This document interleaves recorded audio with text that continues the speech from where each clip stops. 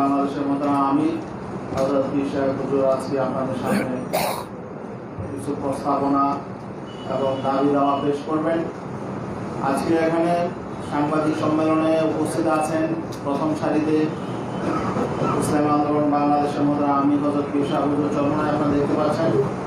পাশাপাশি আছেন ইসলামী আন্দোলন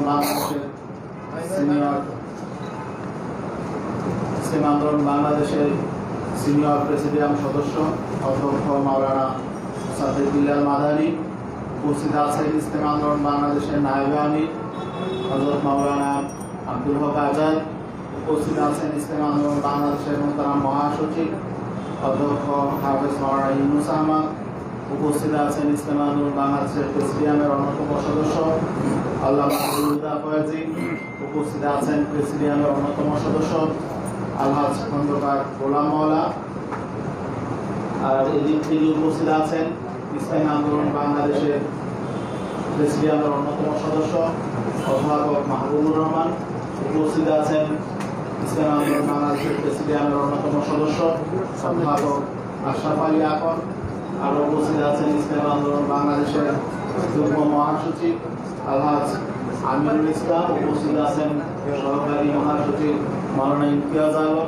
উপস্থিত আছেন সহকারী মহাসচিব হাফেজ মাওলানা অধ্যক্ষ ফজলে আলী মাসুদ সহ কেন্দ্রীয় নেতৃবৃন্দ। ইসলামী আন্দোলন বাংলাদেশের কেন্দ্রীয় কমিটির প্রায় সব নেতৃবৃন্দ উপস্থিত আছেন। পাশাপাশি উপস্থিত আছেন ইসলামী শাসনতন্ত্র ছাত্র আন্দোলনের কেন্দ্রীয় সভাপতি, ইসলামী যুব আন্দোলনের কেন্দ্রীয় সভাপতি এবং ইসলামী শ্রমিক আন্দোলনের সেক্রেটারি সহ অন্যান্য সহযোগী সংগঠনের নেতৃবৃন্দ উপস্থিত আছেন। এ পর্যায়ে আজকের এই গুরুত্বপূর্ণ সংবাদ সম্মেলনে লিখিত বক্তব্য উপস্থাপন করছেন ইসলামী আন্দোলন বাংলাদেশের মোহতারাম আমির হযরত মাওলানা সৈয়দ মোহাম্মদ রেজাউল করিম পীর সাহেব হুজুর চরমনায়।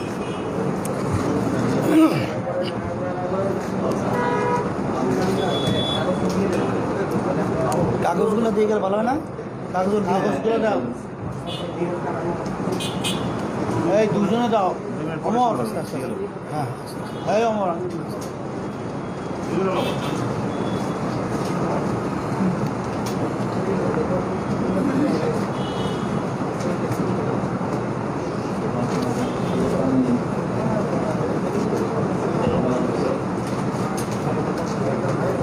মাইকগুলো কি আমাদের মাইকটা চালু আছে? এটা কি আমাদের মাইক?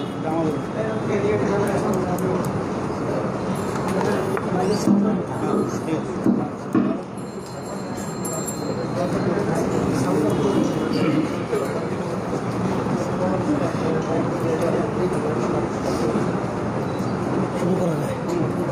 সবাই পাইছে না?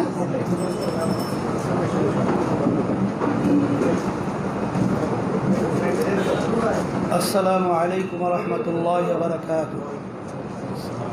বিসমিল্লাহির রহমানির রহিম।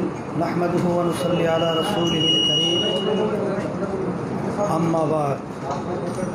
প্রিয় সাংবাদিক বন্ধুগণ, নানাবিধ জটিল ও বিপর্যস্ত পরিবেশের সমস্যা বিশ্লেষণ ও সমাধানের প্রস্তাবকল্পে ইসলামী আন্দোলন বাংলাদেশ কর্তৃক আয়োজিত আজকের এই সংবাদ সম্মেলনে আপনাদের উপস্থিতির জন্য আন্তরিক কৃতজ্ঞতা জানাচ্ছি। প্রিয় সাংবাদিক বন্ধুগণ, সংবাদ সম্মেলনের শুরুতে স্বাধীনতার ৫০তম বছরে বাংলাদেশের স্বাধীনতা সংগ্রামের সকল দেশপ্রেমিক বীর সেনানীদের প্রতি শ্রদ্ধা জ্ঞাপন করছি। করোনায় মৃত্যুবরণকারী ভাই বোনদের পরকালীন শান্তির প্রার্থনা করছি এবং তাদের পরিবারের প্রতি সমবেদনা জানাচ্ছি। বিশেষ করে অবৈধ ইসরায়েলের সন্ত্রাসী হামলায় নিহত ফিলিস্তিনিদের প্রতি সহমর্মিতা জানাচ্ছি। প্রিয় সাংবাদিক বন্ধুগণ, আজকের সংবাদ সম্মেলনে জনমানুষের পক্ষ থেকে কিছু গুরুত্বপূর্ণ বিষয় উপস্থাপন করার জন্যে আপনাদের মুখোমুখি হয়েছি। আশা করব সংশ্লিষ্ট কর্তৃপক্ষ বিষয়গুলো আমলে নেবেন, জনমানুষের আশা আকাঙ্ক্ষা পূরণে উদ্যোগী হবেন। অন্যথায় জনমানুষের প্রতিনিধিত্বকারী সংগঠন হিসাবে রাজনৈতিকভাবে নিয়মতান্ত্রিক পন্থায় অধিকার আদায়ের সংগ্রামে যাবে ইসলামী আন্দোলন বাংলাদেশ। ফিলিস্তিন প্রসঙ্গ। প্রিয় সাংবাদিক বন্ধুগণ, ফিলিস্তিনি জনগণের দুর্দশা, অবৈধ ইসরায়েলের বর্বরতা নিয়ে নতুন করে কিছু বলার নেই। ইতিহাস ও ঘটনার ধারাক্রম সবাই জানা। ফিলিস্তিন ইস্যুতে বাংলাদেশের ঐতিহাসিক অবস্থান সাধুবাদযোগ্য। আমরা বাংলাদেশের অতীত অবস্থানকে ধন্যবাদ জানিয়েছি।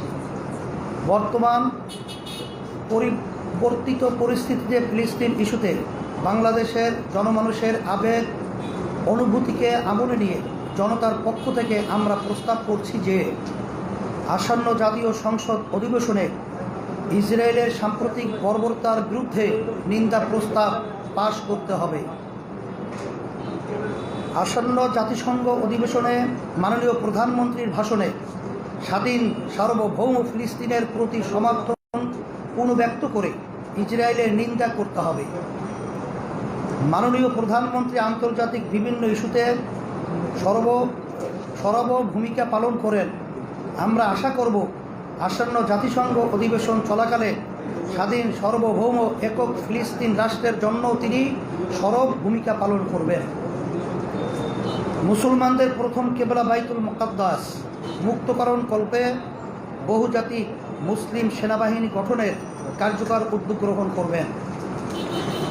পাসপোর্ট প্রসঙ্গ। প্রিয় সাংবাদিক বন্ধুগণ,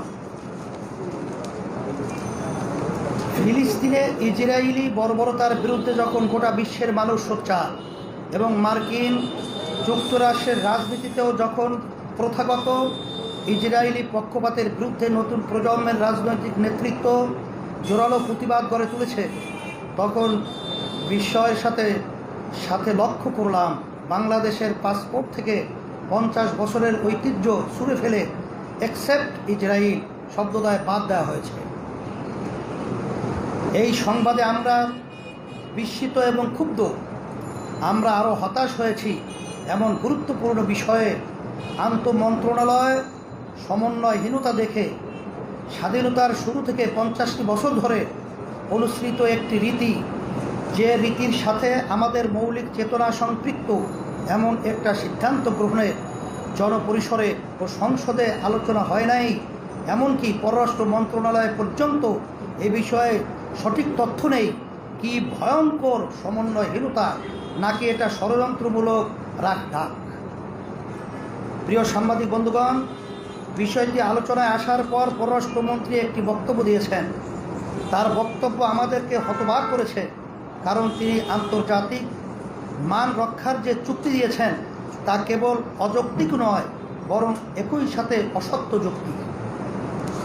পাসপোর্টের আন্তর্জাতিক মান রক্ষায় অ্যাকসেপ্ট ইসরায়েল শব্দদ্বয় কোনো বাধা নয়।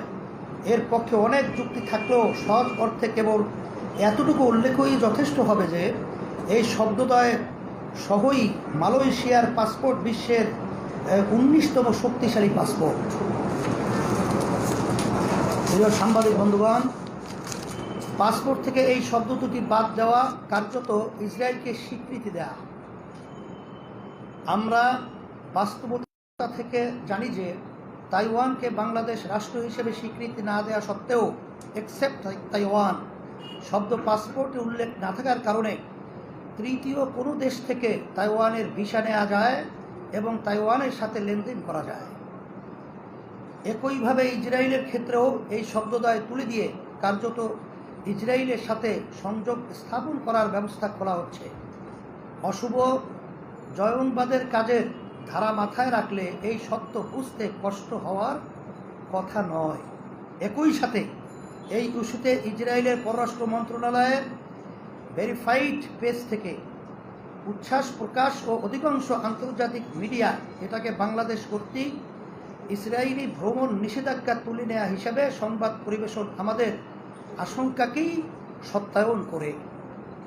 প্রিয় সাংবাদিক বন্ধুগণ, স্বরাষ্ট্র মন্ত্রণালয়ের এই গোপন একক সিদ্ধান্ত ও পররাষ্ট্র মন্ত্রণালয়ের অযৌক্তিক উপস্থাপনার আমরা তীব্র নিন্দা জানাচ্ছি। আমরা বিশ্বাস করতে চাই যে বাংলাদেশ সরকার ইসরায়েলের সাথে কোনো ধরনের গোপন সম্পর্ক রাখে না, রাখার চেষ্টাও করে না, এবং জয়ংবাদের কোনো চক্রান্তও বাংলাদেশ ফেঁসে যায়নি। এই বিশ্বাস থেকে আমরা বলিষ্ঠভাবে দাবি জানাচ্ছি যে অবিলম্বে পাসপোর্টে এক্সেপ্ট ইসরায়েল শব্দদ্বয় যোগ করতে হবে। যে পাসপোর্টগুলো এই শব্দ ছাড়া ইস্যু করা হয়েছে সেগুলো প্রত্যাহার করে নিতে হবে। একই সাথে বিচার বিভাগীয় তদন্ত কমিটি করে কারা এই অপকর্মের সঙ্গে জড়িত তা বের করে শাস্তির ব্যবস্থা করতে হবে। Vaccine issue. প্রিয় সাংবাদিক বন্ধুগণ, কোভিড-19 বৈশ্বিক মহামারী আকার ধারণ করার পরে প্রায় 2 বছর হতে চলল। টিকা আবিষ্কার ও গণটিকাদান প্রক্রিয়াও শুরু হয়েছে, প্রায় অর্ধ বছর হতে চলল। কিন্তু দুঃখজনক বাস্তবতা হলো বাংলাদেশের টিকা প্রাপ্তি ও বিতরণ প্রক্রিয়া ভুল সিদ্ধান্ত, অদক্ষতা ওই নৈরাজ্যের কবলে পড়ে অনিশ্চিত হয়ে আছে। যেই ভারত সামান্য পেঁয়াজ নিয়ে নোংরা রাজনীতি করে টিকার জন্য সেই ভারতের উপর একক নির্ভরতা চরম পর্যায়ের বোকামি ছিল। যুক্তিহীন নতজানু ভারত নির্ভরতার চড়া মূল্য দিচ্ছে বাংলাদেশ। টিকা প্রাপ্তিতে ভারতের বিশ্বাসঘাতকতার পরও টনক নড়েনি সরকারের। স্বাস্থ্য মন্ত্রণালয় ও সরকার রাশিয়া ও চীনের থেকে টিকা সংগ্রহ করা নিয়েও টালবাহানা করেছে। স্বয়ং পররাষ্ট্রমন্ত্রীও স্বাস্থ্য মন্ত্রণালয়ের মতলববাজি, সময়ক্ষেপণ ও দ্বিধাদ্বন্দ্বের জন্য আক্ষেপ করেছেন এবং টিকা প্রাপ্তির ক্ষেত্রে আশঙ্কা প্রকাশ করেছেন। প্রিয় সাংবাদিক বন্ধুগণ, টিকা আবিষ্কারের পরে এবং বাংলাদেশে 1 দফা টিকা বিতরণের পরেও দেশকে 2য় দফা শক্ত লকডাউনে যেতে হলো। জীবন জীবিকা নিয়ে নিদারুণ টানাপোড়েনে কোটি কোটি মানুষের প্রাণ কুষ্ঠাগত। প্রায় 4 কোটি শিক্ষার্থী 1.5 বছরের মতো নিয়মিত শিক্ষা থেকে বঞ্চিত। এমন গুরুতর পরিস্থিতিতে টিকা সংগ্রহে স্বাস্থ্য মন্ত্রণালয়ের মতলববাজি, সময়ক্ষেপণ, সিদ্ধান্তহীনতা এবং তারপরেও তারা বহাল তবিয়তে থাকা আমাদেরকে হতবাক করে। জনমনে প্রশ্ন উঠেছে যে স্বাস্থ্য মন্ত্রণালয়ের অশুভ শক্তি কি স্বয়ং সরকারের চেয়েও বেশি শক্তিশালী? তারা কি বাংলাদেশ রাষ্ট্রের চেয়েও ক্ষমতাবান, নাকি স্বয়ং সরকারই এই অশুভ চক্রের অংশ? প্রিয় সাংবাদিক বন্ধুগণ, আমরা আগেও দাবি করেছি, আজকেও আবার বলছি, করোনা পরিস্থিতি মোকাবিলা, টিকা সংগ্রহ ও বিতরণ এবং স্বাস্থ্য মন্ত্রণালয়ের অশুভ শক্তিকে চিহ্নিত করতে এবং তাদের শাস্তি নিশ্চিত করতে অবিলম্বে জাতীয় নাগরিক কমিটি গঠন করতে হবে। টিকা সংগ্রহ বিতরণকে দুর্নীতিমুক্ত সার্বজনীন করতে এই জাতীয় কমিটি অপরিহার্য, কারণ এক্ষেত্রে সরকারের ব্যর্থতা প্রমাণিত। আমরা সরকারের উপরে আর আস্থা রাখতে পারছি না। আমরা হুঁশিয়ার করে দিচ্ছি, সরকার যদি নিজেদের স্বার্থান্বেষী ব্যর্থতার উপরে গোড়ামি করতেই থাকে, তাহলে গণ আন্দোলন গড়ে তোলা ছাড়া কোনো উপায় থাকবে না।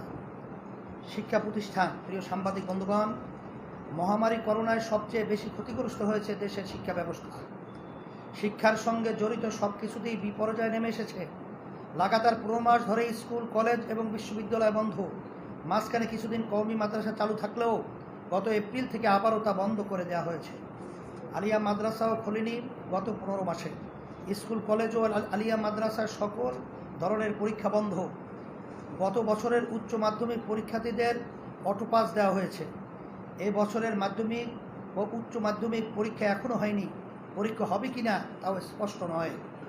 শিক্ষার্থীরা পড়ার টেবিল ছেড়ে এবারও অটোপাসের অপেক্ষায়। সরকার ধাপে ধাপে সব কিছু খুলে দিলেও খোলেনি শিক্ষা প্রতিষ্ঠান।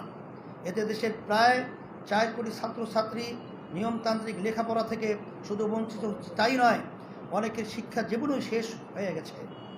অনেকে নানা রকম অপরাধে জড়িয়ে পড়েছে। আসক্ত হয়েছে অনেক ছাত্রছাত্রী। অনলাইনে পড়াশোনার অজুহাতে ছাত্রছাত্রীদের একটি বিপুল অংশ অনলাইন ভিত্তিক বিভিন্ন গেমসে আসক্ত হয়ে গেছে। মোবাইল আসক্তি তরুণ ছাত্রছাত্রীদের মাঝে সীমা ছড়িয়ে গেছে। এসব বিপর্যয় তো শিক্ষার্থীদের শিক্ষা সংক্রান্ত। এর বাইরে শিক্ষা প্রতিষ্ঠান বন্ধের ফলে আর্থিক বিপর্যয়ে লাখো লাখো পরিবার পথে বসেছে। সরকার বারবার বলছে আগে জীবন রক্ষা, তারপর শিক্ষা, কিন্তু শিক্ষা প্রতিষ্ঠান বন্ধ থাকার ফলে লাখো লাখো নন এমপিও শিক্ষক বেকার হয়ে গেছে। শিক্ষা প্রতিষ্ঠান চালু না থাকাতে তারা বেতন ভাতা পাচ্ছেন না। সম্মানিত শিক্ষকগণ চরম মানবতার জীবন যাপন করেছেন। সরকারের উদাসীনতা, অদূরদর্শিতা ও খামখেয়ালিতে দেশের শিক্ষা খাত আজ ধ্বংসস্তূপে পরিণত হয়েছে। হাজার হাজার কিন্ডারগার্টেন এবং প্রাইভেট শিক্ষা প্রতিষ্ঠান চিরতরে বন্ধ হয়ে গেছে। শুধু তাই নয়, দেশে লাখো লাখো পরিবার আছে যাদের জীবন জীবিকা শিক্ষার সঙ্গে সংশ্লিষ্ট। লাখো লাখো ব্যবসা প্রতিষ্ঠান গড়ে উঠেছে শিক্ষা উপকরণকে কেন্দ্র করে। শিক্ষা প্রতিষ্ঠান বন্ধ থাকাতে সেসব ব্যবসায়ীরা আজ বিপর্যস্ত। তাদের দিকে সরকারেরও কোনো নজর নেই। সরকার চাচ্ছে সবাইকে ভ্যাকসিন দিয়ে শিক্ষা প্রতিষ্ঠান খুলতে, কিন্তু ভ্যাকসিন নিয়ে অনিশ্চয়তা তৈরি হয়েছে। সহসাই সবাই ভ্যাকসিন পেয়ে যাবে এমন আশা করা যায় না। অতএব সবারই প্রত্যাশা স্বাস্থ্য সতর্কতা নিশ্চিত করে দেশের সব রকম শিক্ষা প্রতিষ্ঠান খুলে দেওয়া হোক। দেশের প্রায় 4 কোটি ছাত্রছাত্রী স্বাভাবিক শিক্ষা জীবন ফিরিয়ে দেওয়া হোক। লাখো লাখো বেকার শিক্ষকদের কাজে ফিরে যাওয়ার সুযোগ দেওয়া হোক। শিক্ষা উপকরণের সঙ্গে যারা জড়িত সেসব মানুষগুলোর জীবন জীবিকার অবলম্বন ফিরিয়ে দেওয়া হোক। প্রিয় সাংবাদিক বন্ধুগণ, আমরা আজকের এই সংবাদ সম্মেলন থেকে সরকারের প্রতি জোর দাবি জানাচ্ছি, আর সময় না বাড়িয়ে অতি দ্রুত সকল শিক্ষা প্রতিষ্ঠান খুলে দিন। এজন্য যা যা করণীয় তাই করুন, অন্যথায় সরকারের অদূরদর্শী ও আত্মঘাতী সিদ্ধান্তের বিরুদ্ধে দেশব্যাপী ছাত্র শিক্ষক, অভিভাবক এবং ভুক্তভোগী ব্যবসায়ীগণকে সঙ্গে নিয়ে ইসলামী আন্দোলন বাংলাদেশ তীব্র আন্দোলন গড়ে তুলতে বাধ্য হবে। ওলামা ও রাজনৈতিক কর্মীদের মামলা প্রসঙ্গ। প্রিয় সাংবাদিক বন্ধুগণ, আমাদের সংবিধান ও সরকারের দাবি মতে বাংলাদেশ গণতান্ত্রিক দেশ। গণতান্ত্রিক দেশের সরকারের সমালোচনা, আন্দোলন, প্রতিবাদ, বিক্ষোভ, উত্তপ্ত বক্তব্য অতি স্বাভাবিক ব্যাপার। বরং এমনটাই গণতন্ত্রের নিয়ম। গণতন্ত্রের এই চিরচরিত নিয়ম সহিংসতায় রূপ নেয় কেবলমাত্র সরকারের আচরণের ভিত্তিতে। বাস্তবতা হলো, বাংলাদেশের রাজনীতিতে সরকার পক্ষ সব সময়ই নিয়মতান্ত্রিক বাদ প্রতিবাদকে দমন পীড়ন করে সহিংসতার দিকে ঠেলে দেয়, আর তার জের ধরে রাজনৈতিক প্রতিপক্ষকে হামলা মামলা দিয়ে নির্যাতন ও হয়রানি করে। সরকারের ফ্যাসিবাদী এই চরিত্রের সর্বশেষ শিকার ওলামায়ে কেরাম। নরেন্দ্র মোদীর আগমনের প্রেক্ষিতে জনমনের ক্ষোভ প্রকাশ ও তাতে সরকারের দমন পীড়নমূলক আচরণের প্রেক্ষিতে ঘটে যাওয়া ঘটনাকে কেন্দ্র করে পবিত্র রমজানে যেভাবে ওলামায়ে কেরামকে আটক করে রিমান্ডে নেওয়া হয়েছে, তাতে এদেশের মুসলমানদেরকে 1857-এর সিপাহী বিপ্লবোত্তর ওলামাদের সাথে সাম্রাজ্যবাদী ইংরেজদের আচরণের কথাকে মনে করিয়ে দেয়। সবাইকে মনে রাখা উচিত, ইতিহাসও সাক্ষী যে ওলামায়ে কেরাম সবচেয়ে শান্ত ও নির্ঝঞ্ঝাট জীবন যাপন করেন। সেই ওলামায়ে কেরামকে ঠুনকো অজুহাতের ভিত্তিতে মামলা দিয়ে জড়জড়িত করা এবং গ্রেফতার করে দিনের পর দিন রিমান্ডে নেওয়ার ফলে জনমনে এই সরকার ইসলাম বিরুদ্ধ শক্তি হিসাবে প্রতিষ্ঠা পাচ্ছে। আমরা বিনয়ের সাথে মনে করিয়ে দিতে চাই যে বাংলার জনগণ কাউকে ইসলামের বিরুদ্ধ শক্তি হিসাবে চিহ্নিত করলে বাংলার রাজনীতি ও সমাজে তার ভবিষ্যৎ সংকীর্ণ হয়ে যায়। এটা ইতিহাসের শিক্ষা। প্রিয় সাংবাদিক বন্ধুগণ, আজকের এই সংবাদ সম্মেলন থেকে আমরা আটককৃত নিরপরাধ সকল ওলামায়ে কেরাম এবং তুচ্ছ কারণে বা হয়রানিমূলক মামলায় আটককৃত অন্যান্য সকল রাজনৈতিক বন্দীদের মুক্তির আহ্বান করছি। অন্যথায় এই সরকার ওলামার নিগ্রহ শক্তি হিসেবে ইতিহাসে কলঙ্কিত হবে। বাজেট প্রসঙ্গ। প্রিয় সাংবাদিক বন্ধুগণ, 2021-22 অর্থ বছরের বাজেট ঘোষিত হবে আগামী 3রা জুন। বাজেট হলো একটি দেশের আগামী 1 বছরের ব্যয় নির্বাহের জন্য জনমানুষের দেয়া টাকা খরচের পরিকল্পনা। এখানে আশা করা বাঞ্ছনীয় যে বাজেট প্রণয়নের আগে জনমানুষের সাথে আলাপ করা হবে। আদতে তা হয় না। অর্থ মন্ত্রণালয় কিছু ব্যবসায়ী সংগঠনের নেতাদের সাথে আলাপ করে সমাজ ও বাস্তবতা বিমুখ আমলাদের দিয়ে বাজেট তৈরি করে, ফলে আমাদের বাজেটের কলেবর বাড়ে, কথার ফুলঝুরি উপচে পড়ে, কিন্তু কাজ কমই হয়। বাজেট নিয়ে আমাদের দলীয় প্রস্তাবনা আনুষ্ঠানিকভাবে পেশ করা হবে ইনশাআল্লাহ। আজকে আমি মৌলিক কিছু দাবি উপস্থাপন করছি। বাজেট উপস্থাপনের আগে সমাজের সকল শ্রেণীর মানুষের সঙ্গে আলাদা করে আলোচনা করতে হবে। কল্পনা বিলাস বাদ দিয়ে রাষ্ট্রযন্ত্রের সক্ষমতা পরিমাপ করে সে অনুযায়ী বরাদ্দ দেয়া।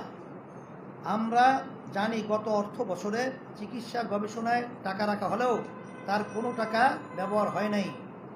তারপরেও এক বছর আবারও চিকিৎসা গবেষণা খাতে বরাদ্দ রাখা হয়েছে। এমন উদাহরণ আরও অনেক দেয়া যাবে। সক্ষমতাহীন এমন বরাদ্দ দুর্নীতির রাস্তা খুলে দেয়। ঋণ ও অনুদান নির্ভর বাজেট থেকে বেরিয়ে আসতে হবে। স্বাধীনতার 50 বছরের কোনো দেশের পক্ষে ঋণ ও অনুদান নির্ভর বাজেট শোভা পায় না। শিক্ষা জনসম্পদ উন্নয়ন খাতে বরাদ্দ বৃদ্ধি করতে হবে। এখানে প্রসঙ্গত বলে রাখি, বাজেটের বরাদ্দ দেখানোর ক্ষেত্রে স্বচ্ছতা কাম্য। শিক্ষা খাতে যে বরাদ্দ দেখানো হয় তার সাথে অন্য খাতও জুড়ে দেওয়া হয়। আমরা মনে করি এই চতুরতা বাদ দেওয়া উচিত। আমরা গত বাজেটেও দেখেছি যে বাজেটের 15% এর মতো অর্থ সরকারি কর্মকর্তা কর্মচারীদের বেতন ভাতা বাবদ ব্যয় হচ্ছে। এটা শোভনীয় না। এটাকে যুক্তিসঙ্গত করতে হবে। 6 থোক বরাদ্দ কমাতে হবে। 7 এডিপি বাস্তবায়নের হার খুবই কম। আমলাদের অদক্ষতার কারণেই এটা হয়। এই অবস্থার পরিবর্তন হওয়া দরকার। 8 প্রতিরক্ষা ব্যয় কমাতে হবে। দেশের উল্লেখযোগ্য অংশের নাগরিককে মৌলিক প্রয়োজন পূরণের ব্যবস্থা না করে প্রতিরক্ষায় অস্বাভাবিক ব্যয় অগ্রহণযোগ্য। প্রতিরক্ষা ব্যয় কমিয়ে জনস্বার্থ ও সামাজিক সুরক্ষা নির্ভর বাজেট দিতে হবে। সামরিক বাহিনীর ব্যয় স্বচ্ছতা, জবাবদিহিতা এবং যৌক্তিকতা নিশ্চিত করতে হবে। প্রতিরক্ষা বাহিনীগুলোকে একটি উৎপাদনশীল বাহিনীতে পরিণত করে গড়ে তুলতে হবে। শেষ কথা, ইসলামী আন্দোলনের এই সংবাদ সম্মেলন থেকে আমরা জনগণের পক্ষে জনস্বার্থে যে প্রস্তাব তুলে ধরেছি, আশা করি সরকার এগুলোকে আমলে নিয়ে আশু সমাধানের উদ্যোগ নেবে। বিশেষত সন্ত্রাসী ইসরায়েলের বিরুদ্ধে অশুভ গোপন সম্পর্ক স্থাপন চেষ্টা, ওলামা নির্যাতন, গণবিরোধী বাজেট, শিক্ষা ধ্বংসের ষড়যন্ত্র ও নতজাতু ভারত নির্ভর আত্মঘাতী পররাষ্ট্রনীতি থেকে সরে আসতে হবে। স্বাস্থ্য খাত ধ্বংসে জড়িত মন্ত্রী ও সংশ্লিষ্টদের সরাতে হবে। অন্যথায় দেশের প্রতিনিধিত্বশীল সচেতন নাগরিকদের সঙ্গে পরামর্শ করে ইসলামী আন্দোলন বাংলাদেশ বৃহত্তর আন্দোলনে যেতে বাধ্য হবে ইনশাআল্লাহ। কর্মসূচি অবিলম্বে দেশের সকল শিক্ষা প্রতিষ্ঠান খুলে দেওয়ার দাবিতে মানববন্ধন ঢাকায় 2রা জুন বুধবার সকাল 11টায় জাতীয় প্রেস ক্লাবের সামনে। দেশব্যাপী প্রতিটি জেলা ও মহানগরে 3রা জুন বৃহস্পতিবার সকাল 11টায় সর্বত্র মানববন্ধন হবে। পাসপোর্ট থেকে এক্সেপ্ট ইসরায়েল বাদ দেওয়ার প্রতিবাদ ও তার সংযোজনের দাবিতে বিক্ষোভ মিছিল। 5ই জুন শনিবার বিকাল 3টায় ঢাকায় বাইতুল মোকাররম উত্তর গেট থেকে সবাইকে আবারও আন্তরিক শুভেচ্ছা জানিয়ে শেষ করছি। আল্লাহ হাফেজ। সকলকে ধন্যবাদ। সাংবাদিক বন্ধুগণ, আপনাদের যদি এই লিখিত বক্তব্যের আলোকে কোনো প্রশ্ন থাকে তাহলে আপনারা অনুগ্রহপূর্বক উপস্থাপন করতে পারেন। এই লিখিত বক্তব্যের প্রেক্ষিতে যদি কারো কোনো প্রশ্ন থাকে তাহলে উপস্থাপন করতে পারেন। আমাদের মোহতারাম আমির সে প্রশ্নের উত্তর দেবেন ইনশাআল্লাহ। আমি একটু যদি জানতে চাই, সেটা হচ্ছে যে আপনারা বলছেন যে আলেমদের দাবি করেছেন এবং আপনারা উদাহরণ হিসেবে বলেছেন পৃষ্ঠা নম্বর 4 যে 1857 সালে সিপাহী বিদ্রোহের সময় যে সাম্রাজ্যবাদী ইংরেজদের যে আচরণ সেটাকে মনে করেছে। তো অনেক মাদ্রাসার আলেমরা এখন নদী দূষণের কারণে তারা যে এখন গ্রেফতার আছে, রিমান্ডে আছে, তারা জেলে আছে। তো তাদের সঙ্গে আপনাদের যে আন্দোলন, রাজনৈতিক আপনাদের ঐক্য, উভয়দের সাথে আপনাদের রাজনৈতিক ঐক্য হয়েছে। সেই দিক থেকে আপনারা এই দাবি করছেন? হেফাজত তো একটা অরাজনৈতিক সংগঠন, আর আমরা ইসলামী আন্দোলন বাংলাদেশ আমরা রাজনৈতিক একটা সংগঠন। তাই রাজনৈতিক অরাজনৈতিক সংগঠন কোনো সময়ই একই ধারার নিয়মে চলে না। হেফাজত দেশ, জনগণ, ইসলামের পক্ষে কথা বলার জন্যই তৈরি হয়েছে, মানবতার পক্ষে, সন্ত্রাসের বিরুদ্ধে। ইসলামী আন্দোলন বাংলাদেশ তার কার্যক্রমও ইসলাম, দেশ, মানবতার বিরুদ্ধে যারা নাকি জড়িয়ে থাকবে তাদের বিরুদ্ধেই তৈরি হয়েছে, মানুষের কল্যাণের জন্যে, কল্যাণ রাষ্ট্র প্রতিষ্ঠার জন্য। এই হেফাজত এখানে অন্যান্য বিভিন্ন সংগঠনের লোকজনই কিন্তু একত্রিত হয়ে একটা হেফাজত নামে একটা প্রতিষ্ঠান গড়ে উঠছিল। এখন তো হেফাজত বিভিন্ন কায়দায় প্রশ্নবিদ্ধ হয়েছে। তাই এখানে আমরা যে কথাটা এখানে নিয়ে আসছি, ওলামায়ে কেরামদের উপরে যে আচরণটা আমরা লক্ষ্য করেছি, এটা আমরা অনেকগুলো শব্দ আমরা ব্যবহার করেছি, যেটাকে আমরা এক কথায় বুঝাবো, যেটা কোনো যৌক্তিক কারণ ছাড়াই তাদেরকে গ্রেফতার, হয়রানি এবং বিভিন্ন রিমান্ড সহ হয়রানি করা হচ্ছে। সেটাকে লক্ষ্য করেই আমরা ওই 1857 সালের সাথেই আমরা এটাকে অ্যাক্ট করে উপস্থাপন করার চেষ্টা করছি। ব্রাহ্মণবাড়িয়া এবং নারায়ণগঞ্জে যে তাণ্ডবটা চালানো হয়েছে, এটাকে আপনারা সমর্থন করছেন? শুধু ব্রাহ্মণবাড়িয়া আর নারায়ণগঞ্জ এখানে আমরা কোনো ভিন্ন চিহ্নিত আমরা করি নাই। এই বিষয়ে আপনাদের অবস্থান কি? এখানে মামুনুল হক ব্যক্তি এক বিষয়, এখানে আমরা সাধারণভাবে সমস্ত ওলামায়ে কেরাম সহ এবং অন্যান্য যারা নাকি এর সাথে জড়িত নয়, অপরাধের সাথে জড়ায় নাই, তাদেরকে আমরা মুক্তির ব্যাপারে এখানে আমরা দাবি জানাচ্ছি এবং হয়রানি না করার ব্যাপারে দাবি জানাচ্ছি। আপনাকে মামুনুল হকের মুক্তি দাবি করছেন? এখানে শুধু মামুনুল হক ব্যাপার একা প্রশ্ন করলে তো হয় না। এখানে শুধু মামুনুল হকই নয়, সমস্ত ওলামায়ে কেরাম। এবং আমরা বলেছি যে প্রায় 1.5 মাসের মতো হয়ে গেল, কে অপরাধী কে নিরপরাধী এটা তো অনেকটাই এখন সরকারের কাছে বা প্রশাসনের কাছে অনেকটা এখন প্রকাশ বা প্রমাণিত। আর কে অপরাধী এটা তো বিচারক যখন সিদ্ধান্ত দিবে তখন এটা বলা যাবে কে অপরাধী কে নিরপরাধী। এখন তো আমরা কাউকে অপরাধী বলে আমরা চিহ্নিত করতে পারছি না। আর এখানে আমরা যেটা মূলত দাবি জানাচ্ছি যে জামিনের ব্যাপারটা, এটা তো আপনার দেশের ধারাবাহিকতা এবং আপনার সংবিধান সহ এটা পাওয়ার যোগ্য। কিন্তু আমরা যেটা লক্ষ্য করছি যে আদালতে বিচারকের সামনে যখন জামিনের ব্যাপারে কোনো মুভ করা হয় তখন এটা কোনো আমলই নেওয়া হয় না, কেমন জানি মনে হয় যেন এদেশে কোনো আইনই নেই। এটাকে আমরা ধিক্কার জানাই এবং বিচার করার পরে যদি কেউ অপরাধী হয় তখন শাস্তির ব্যবস্থা হোক, এ ব্যাপারে আমাদের কোনো আপত্তি নেই। এমনকি আমাদের 30 জন সকল বন্দী আলেমদের আপনারা মুক্তি দাবি করছেন? শুধু মামুনুল হক শব্দ ব্যবহার করছি না, এরা সমস্ত ওলামায়ে কেরাম সহ আম শব্দটা আমরা ব্যবহার করছি। আমাদের দলের বিভিন্ন নেতাকর্মীদেরকেও হয়রানি করতেছে, গ্রেপ্তার করছে বিনা কারণে। শুধু আমাদের নেতা কর্মীরা বহুত আছে, এখানে প্রায় 27-28 জনের মতো, 29 জনের মতো, যারা তাদেরকেও গ্রেফতার করা হয়েছে, তাদেরকে এরকম বিভিন্ন রিমান্ড সহ বিভিন্ন কষ্ট দেওয়া হচ্ছে, হয়রানি করা হচ্ছে। একটা বিষয় আপনি একটু ক্লিয়ার করে দেন, ব্রাহ্মণবাড়িয়া, নারায়ণগঞ্জে যে তাণ্ডবে যারা গ্রেফতার হয়েছে, এখন যারা গ্রেফতার আছে, তাদের মুক্তি দাবি করছেন আপনারা? আমরা নারায়ণগঞ্জ এবং বিবাড়িয়া শব্দটা ব্যবহার করছি না। যারা অপরাধী তাদের ব্যাপারে আমরা পরিষ্কার বলেছি যে অপরাধীকে ছাড় দেওয়ার ব্যাপারে কখনই আমরা পক্ষপাত নয় এবং কেউই থাকার কথা না। নিরপরাধ শব্দ ব্যবহার করেছি।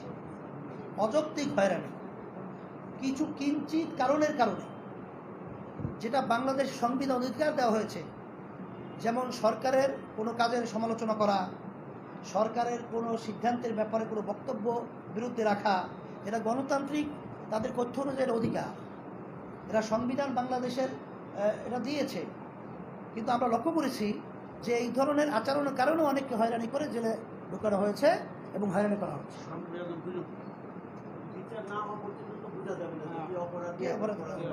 এই জন্য তো জামিনের সিস্টেম আছে, বিচার হোক, বিচারে অপরাধ প্রমাণিত হবে, তার আগে তো মাসের পর মাস ডিটেনশন দেওয়া হবে এবং কি বলে এটাকে রিমান্ডে নেওয়া হবে। এটা তো কোনো মানে নির্বিচারে তাদেরকে আটকিয়ে রেখে এই ধরনের কষ্ট দেওয়া, রিমান্ডে বারবার নেওয়া, এটা কোনো যৌক্তিক কারণ হতে পারে না। এটা কোনো দেশের সভ্যতা হতে পারে না, দেশের কোনো এটা কালচার হতে পারে না। কেউ কনভিক্টেড হলে সে জেল তার বিচার সে ভোগ করবে, সেটা তো সমস্যা।